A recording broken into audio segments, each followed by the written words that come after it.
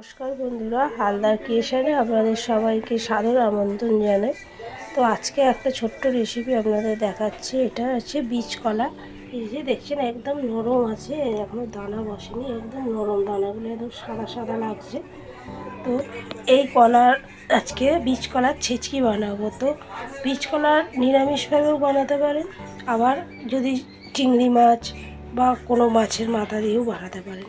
তো বীজ কলার আজকে আমি নিরামিষই বানাবো।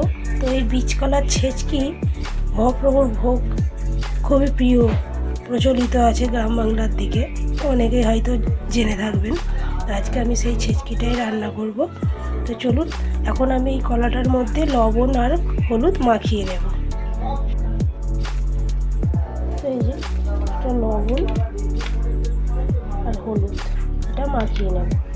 তো এই যে বীজ কলাটা আমি লবণ হলুদ মাখিয়ে রেখেছি। আর এখানে আমি একটু আদা বেটে নিয়েছি, আর ফোড়নে দেওয়ার জন্য তেজপাতা, পাঁচফোড়ন, শুকনো লঙ্কা, আর এখানে আছে জিরে গুঁড়ো। আর একটা আমার বাড়িতে মশলাটা তৈরি করা, ধনে, জিরে, মৌরি, শুকনো লঙ্কা, তেজপাতা, গোটা গরম মশলা, গোলমরিচ, এটা একসঙ্গে শুকনো খোলায় ভেজে, কাঠখোলায় ভেজে গুঁড়িয়ে রাখা হয়।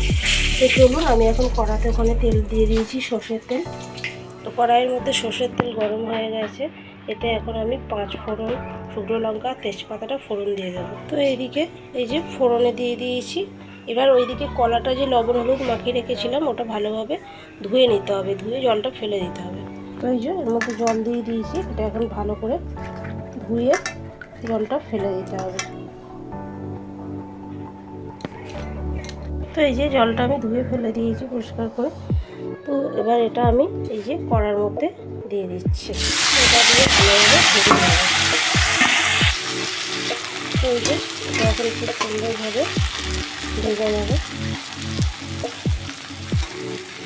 তো আরেকটা বলে রাখি কথা, যে কোনো বিচি কলা বলে তা নয়, আপনারা কাঁচকলা বলুন, যে কোনো এই কাঁচা কলার মধ্যে একটু লবণ হলুদ মাখিয়ে কিছুক্ষণ রেখে দিলে এর কষটা উঠে যায়। তো এর কষটা যখন তরকারি করে অনেক সময় দেখা যায় কালো হয়ে যায়, তো তরকারিটা আর কালো হবে না। তো সেই জন্যই আমি আগে থেকে লবণ হলুদটা মাখিয়ে তারপরে জল দিয়ে ধুয়ে নিয়েছি। তো চলুন, এটা এখন ভালোভাবে একটু ভেজে নিয়ে এর মধ্যে আমি আদা বাটা দেবো। তো কলাটা আমার ভাজা হয়ে গেছে, এখন আমি এর মধ্যে আদা বাটাটা দিয়ে দেবো। এই যে আদা বাটাটা আমি দিয়ে দিলাম, এটা এখন ভালো করে একটু নেড়ে নিতে হবে।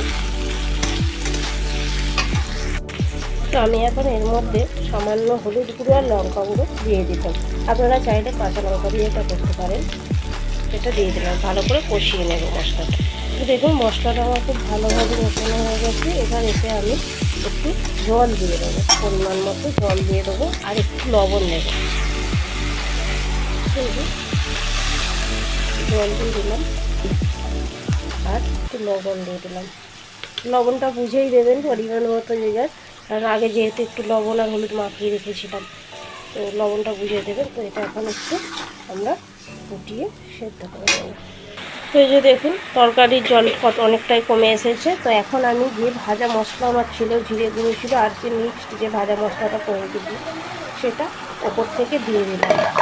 আর দিয়ে দেবো সামান্য পরিমাণে একটু ঘি, যেহেতু এটা নিরামিষ, এটা ঘি দিলে ভালোই টেস্টটা আসবে। তো এটা এখন আমি ভালোভাবে মিশিয়ে নেব। আর এই যে কলাগুলো দেখছেন খুবই নরম, এখন দানাটা দেখে বুঝতে পারছেন দানাগুলো এরকম সাদা নরম। তো এগুলো মুখে পড়লে কিছু বুঝতেই পারবেন না, সব কিছুই খাওয়া হয়ে যাবে। তো এটা ভালোভাবে এইভাবে শুকনো করে নেব। তো এই যে দেখুন আমার বিচে কলার ছেচকি রেডি হয়ে গেছে। তো এই ছোট্ট ভিডিওটি যদি আপনাদের ভালো লেগে থাকে, লাইক, কমেন্ট এবং শেয়ার করবেন। আমার চ্যানেলটিকে যারা এখনও সাবস্ক্রাইব করেনি তারা সাবস্ক্রাইব করে রাখবেন।